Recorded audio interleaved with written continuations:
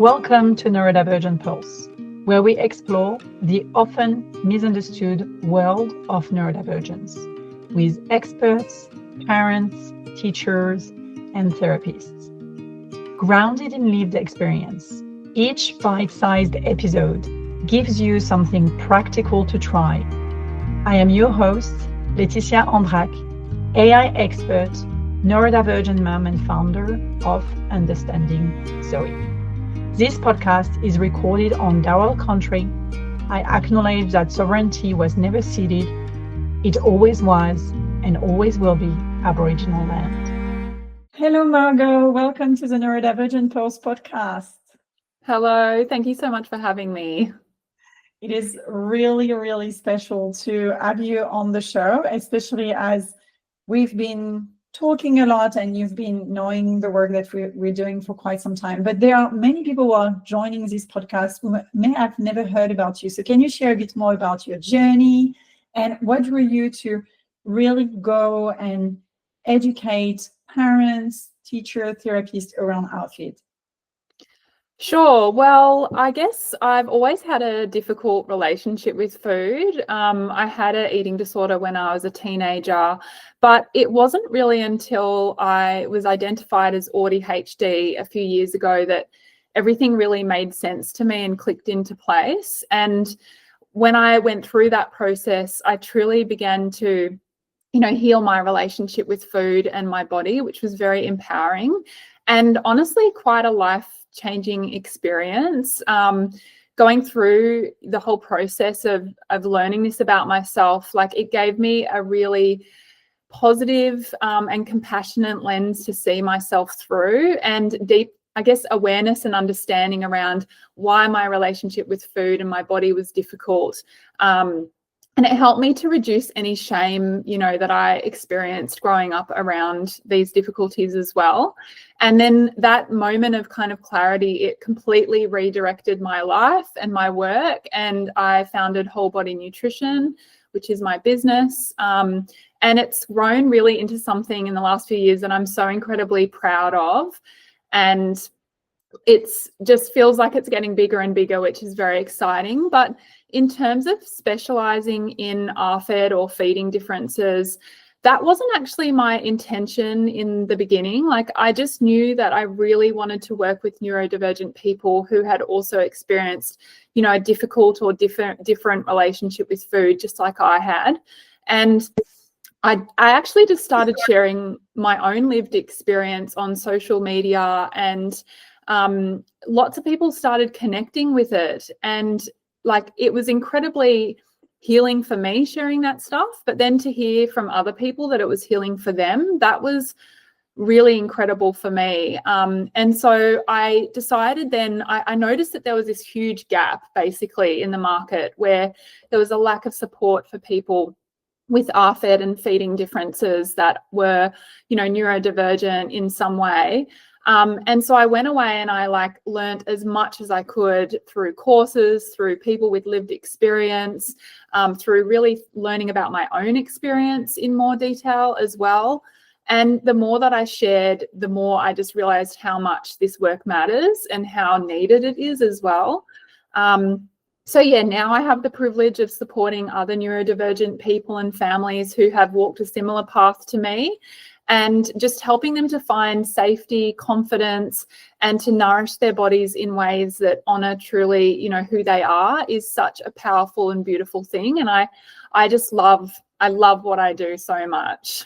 And you're so good at what you do. Thank you. This is a tiny testimonial, but you have, you've seen so many parents and family, and I know that personally with our own lived experience of ARFID, we have many people confusing ARFID for picky eating or picky eaters. So from your perspective, what does ARFID mean? And can we educate a little bit on this podcast for anyone who's listening to this, who is new to this concept, about what it is and what it means? Sure. So I just want to what's the word? What is the word? Hang on, you can edit this out, can't you? I'm just trying to think of what the word is. I just want to talk a little bit about picky or fussy eating. I can't think of the word that's trying to come to my brain right now, but essentially I don't like those terms because I feel like they really invalidate a person's experience. Yes. And, you know, people that have sensory aversions to foods, like they're simply trying to meet those sensory needs. So picky eating is actually often a negative label that we might, you know, assign to a person. It doesn't foster a healthy relationship with food or oneself or the body, though. And it's often actually not how a lot of individuals who might have a narrow range of food in their diet would actually see themselves. So that's just one thing. But in terms of like the difference between picky eating and ARFID, they're vastly different. So some people with, you know, a narrow range of foods, they will likely grow out of that as they get older and may be able to introduce more variety. With ARFID, it's not something that you just grow out of when you get older. Also, ARFID can lead to, you know, malnutrition, to nutritional deficiencies, to weight loss, or reliance on a very narrow set of foods. Whereas picky eating doesn't necessarily affect health. Sometimes it doesn't. I mean, ARFID sometimes doesn't as well, but it's less likely to impact health to the degree that ARFID can in some people. With ARFID, also, avoidance is often linked to sensory differences, so sensory processing differences, or fears of, you know, choking or vomiting or past trauma events that have happened, or negative experiences with food.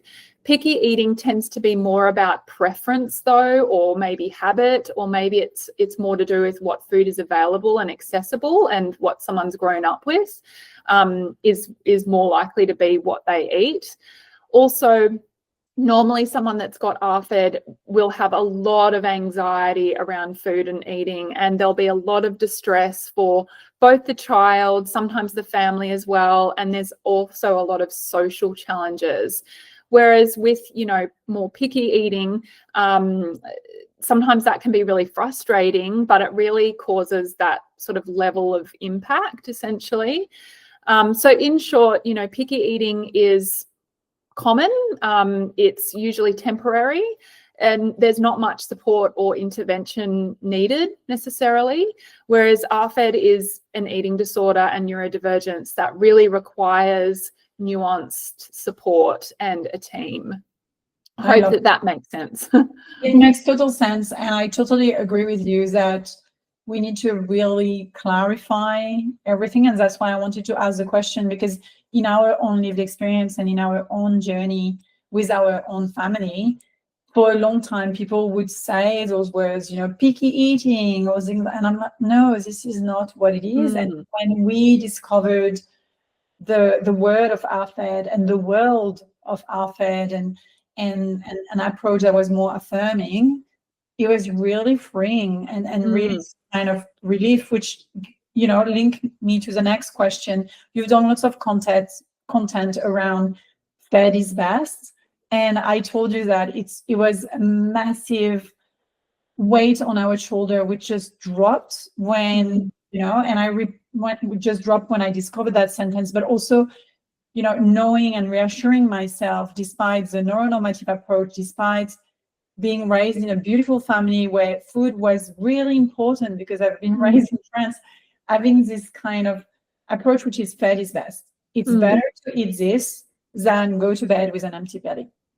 It's better to do this than not doing anything or things like that. So how do we define this concept of fed is best? Because not everyone may have seen your content, not everyone may have learned from you, worked with you. So I just want this to be accessible for anyone listening. Yeah.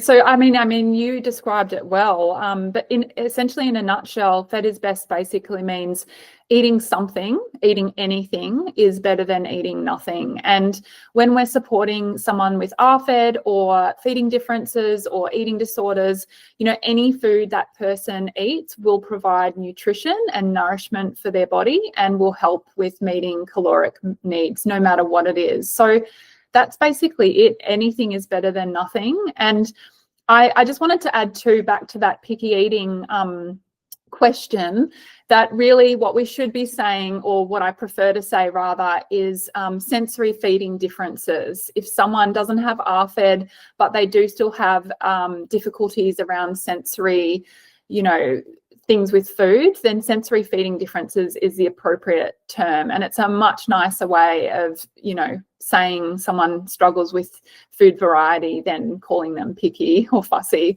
However, if that's what you want to call yourself, that's absolutely okay. Okay. It's more like how you call your children, which then get that in them.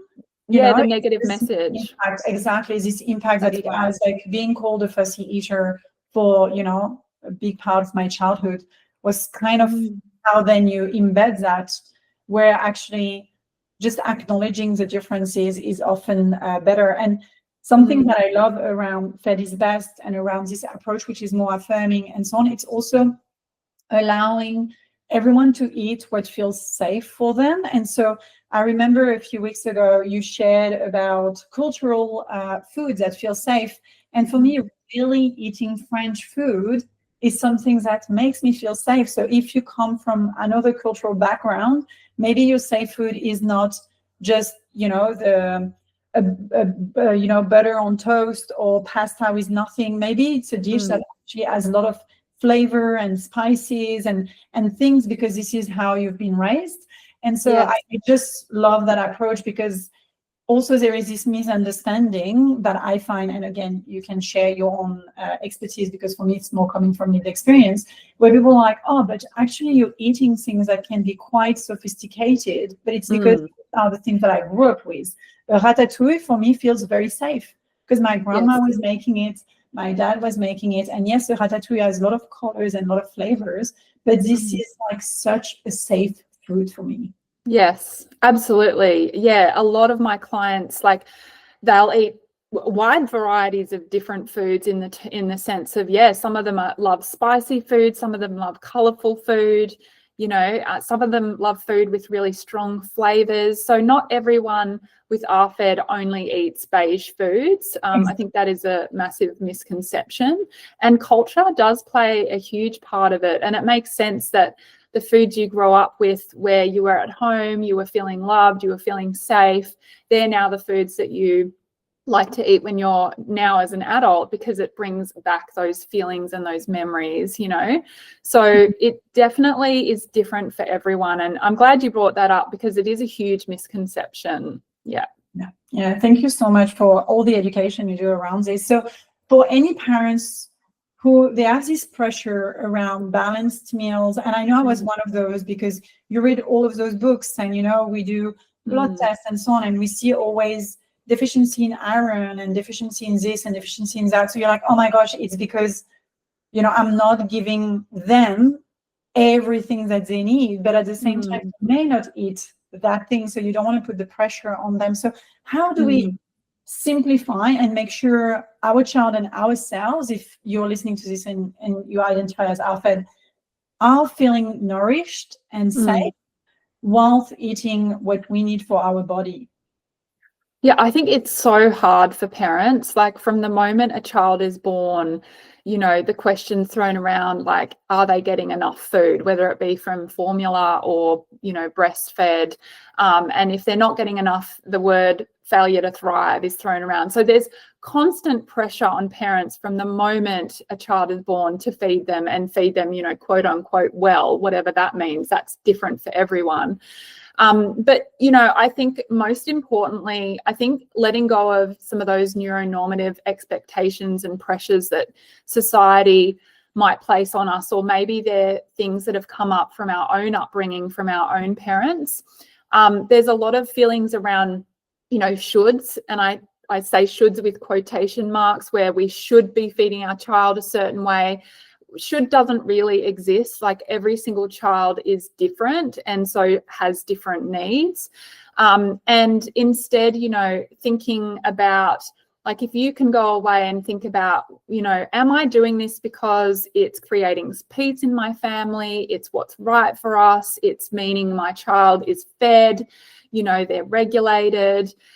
That's great. But if you're finding that there's a lot of mealtime arguments or dysregulation or distress, and you're trying to push something because that's what your parents did when you were growing up, or that's what society tells you should do, it's really good to question these things and to go, well, maybe this isn't the right thing for my family or for me right now, and maybe I need to figure out what would be, best. Like, what can I do to make sure that my child is feeling safe, regulated, and nourished, and myself as well, because your needs matter too as a parent. So some of the other ways that you might do this would be prioritizing safe foods. So if your child has particular foods that really help with regulation and safety, making sure that they have access to these foods, and also reducing pressure around food and eating. If your child says they don't want to eat a certain thing or they've had enough, really trusting them to know what their body needs and not forcing, more of that food. And again, like coming back to reminding yourself that fed is best. Like if your child is eating and eating regularly and eating enough, then they're doing okay.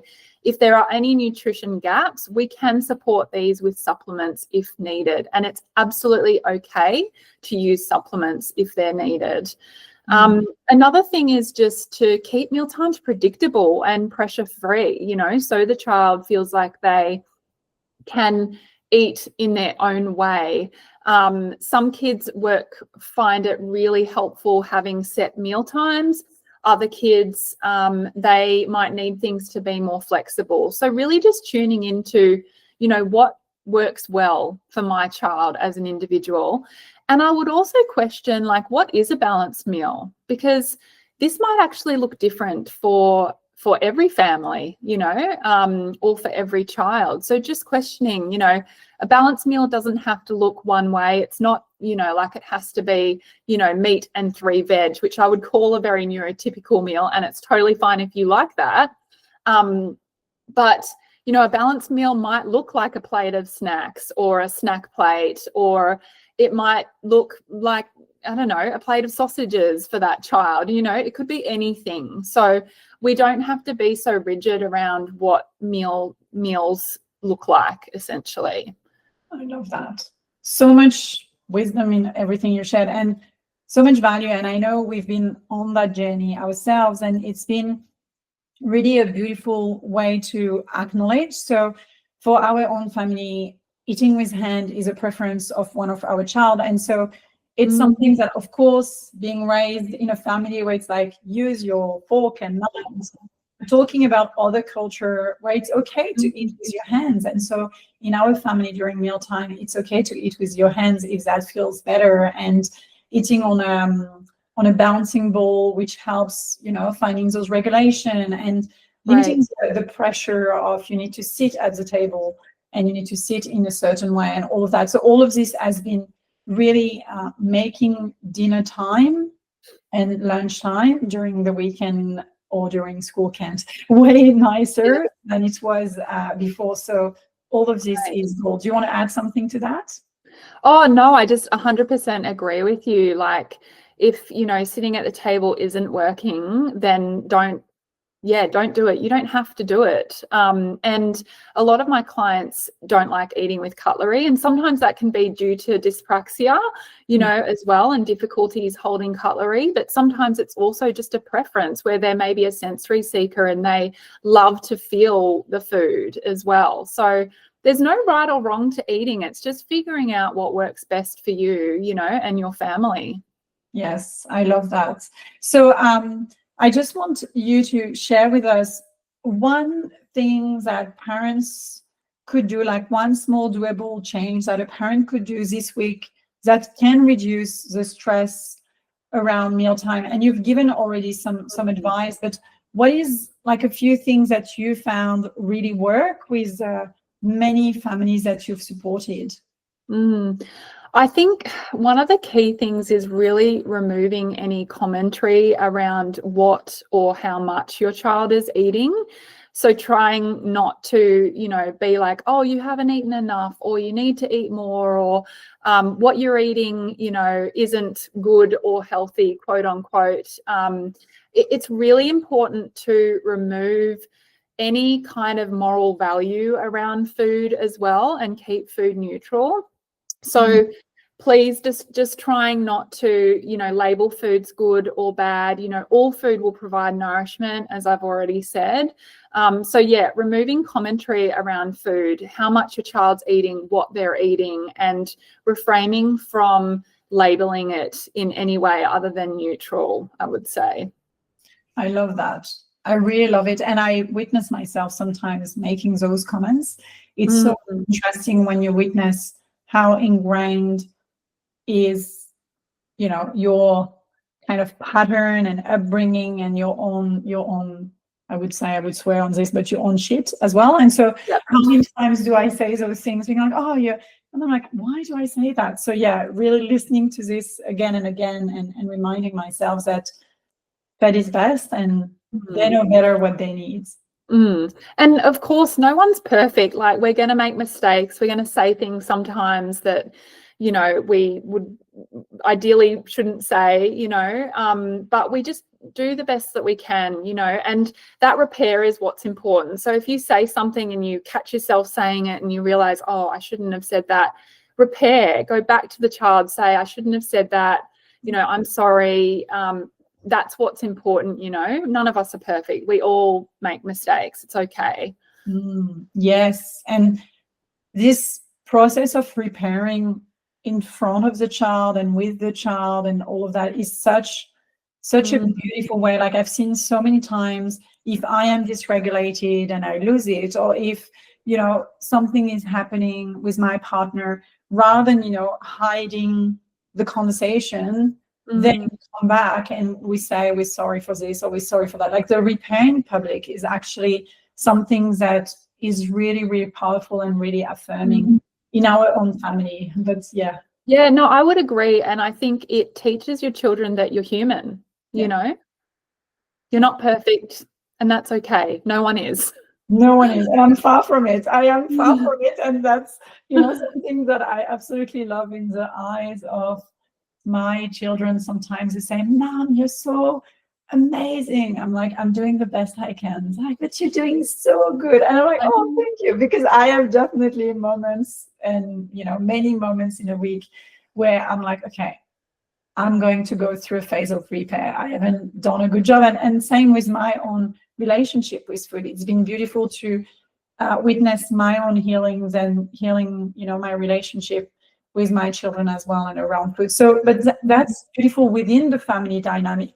But our kid may go to school, or they may go to a community event, birthday party, or the grandparents' house, or the auntie house, or things like that. So how do we make sure that they're all brought in the loop, and that the child isn't pressured or shamed outside of the house? It's one of the reasons why we developed Understanding Zoe for us.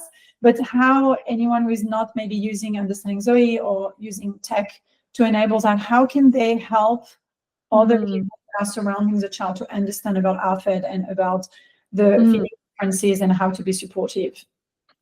Yeah, so I guess from a practitioner perspective, that is something that I do for my clients, is advocate for them with schools or other family members. If needed, I'll write letters, or we'll have actual care team meetings. But as a parent, like, you kind of need to be your child's advocate, which is really hard. And you do have to have some really uncomfortable and difficult conversations, which is really, really tricky. But, your child is your priority and really does need you to advocate for them. So if you have the capacity, that's what's going to help the most. If you're struggling with capacity, you can also share, resources, handouts, short guides with the school or with grandparents, and ask them to kindly, educate themselves. But I think it is really important to try and create consistency in the different spaces that your child participates within, so that everyone's kind of on the same page. And look, in saying that, you can't control everything, because things can be said and can happen, and things can be out of your control. But at least if you are trying to do a bit of the advocating and educating of parents, of other people, essentially, school, grandparents, friends, etc., then some of the messages are going to get across. But ultimately, just reminding your child that not everyone is going to get it, that some people, when they don't understand things, they do struggle to, really empathize and make accommodations. But your child, their way of eating is okay, it's normal, it's nothing to feel embarrassed or ashamed of. And that not everyone is going to get it. And that's not a reflection of them, of the child. It's a reflection of that person, Yeah. Yeah. Really good. Yeah. Advocating is really hard. Yeah.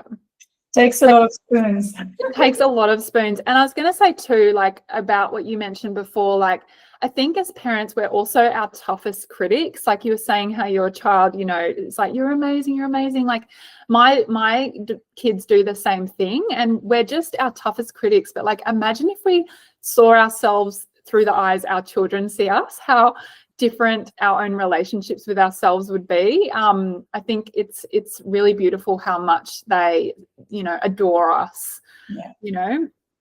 Yeah, and they forgive us when we do this repair in public and so on. Yeah. So that's really beautiful what you said. And that brought me to a topic around advocacy that I will mention, like a lived experience. When the first time one of my daughter went to camp, we were very nervous. So she didn't go the first 2 years, and she went a few months ago for the first camp with a school. And she had been in a few camp with other autistic children, like specific camp, which she absolutely adore. And so she was able to go with her school. But we had to really educate the teacher around what is a safe way for her around lunchtime, dinner time. It was kind of a canteen where every children would go. So we asked for the accommodation for her to go before with 2 or 3 friends, so that it was not too loud, and the permission to eat with her hands. So it's like, it definitely takes spoon to do that, but she had the best camp experience, and she came back feeling ready to go again. So she's going again this year, like next year, so in 2026.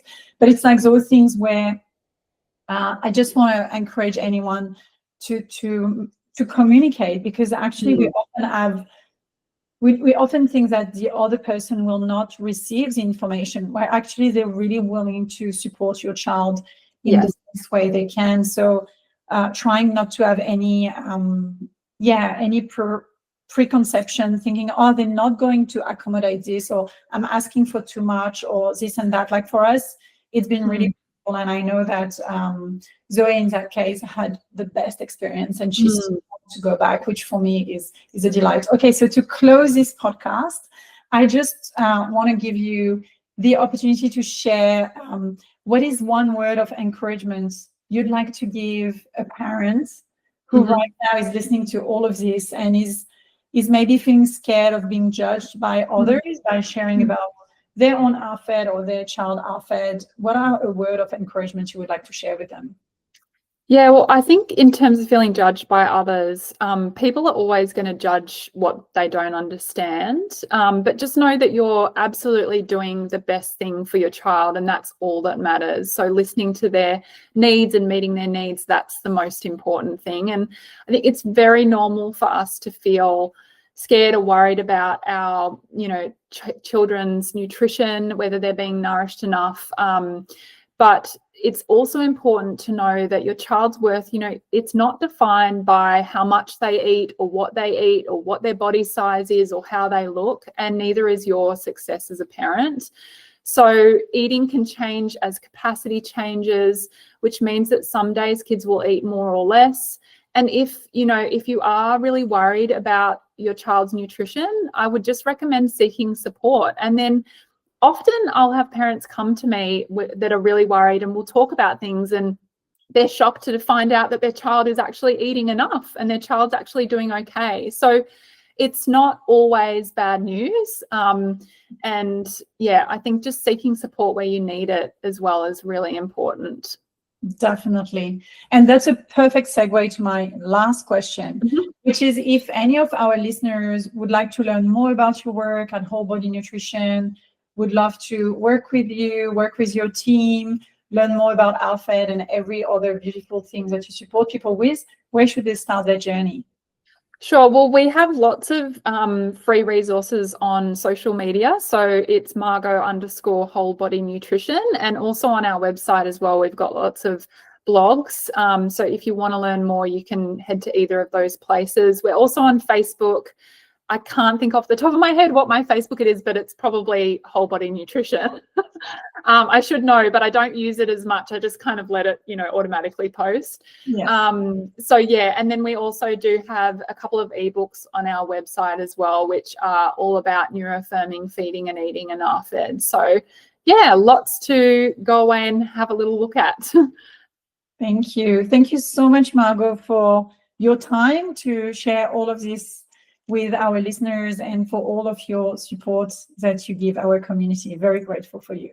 Thank you. I'm grateful for you too. Thank you so much for having me on the podcast and for all the work that you do too. Such a pleasure to be here. Quick pulse check from Zoe about fat is best. Zoe, what is one food that always feels easy to eat? Pizza. Yes. And you are a bit Italian, so that makes sense. And Zoe, what is one food that feels impossible to eat? Zucchini. Zucchini. Thank you, Zoe, for joining us for this quick pulse check. That's a wrap for Neurodivergent Pulse. If this helped, follow the show and leave us a quick review on your favorite platform. You can even share this episode with someone who needs it. You can learn more about our platform at understandingzoe.com. Thanks for listening.